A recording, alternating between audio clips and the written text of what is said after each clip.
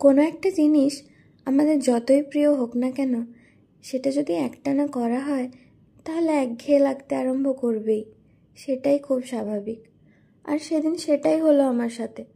অনেক দিন পর নিজের প্রোফাইল খুলে ভিডিওগুলো দেখতে দেখতে নিজেই বোর হয়ে গেলাম।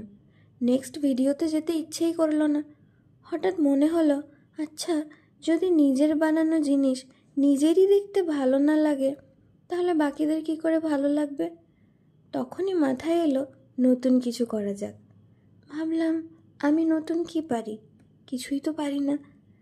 তাই ভাবলাম অডিওটা চেঞ্জ করা যাক। কথা তো বলতেই পারি, একটু না হয় গানের বদলে আমার বকবকগুলোই শোনো। আজ বানালাম আমার বান্ধবীর জন্য একটা ক্লের গয়না। হ্যাঁ, জানি কিনে দেওয়াই যেত, কিন্তু নিজের হাতে বানিয়ে দেওয়ার অনুভূতিটাই আলাদা।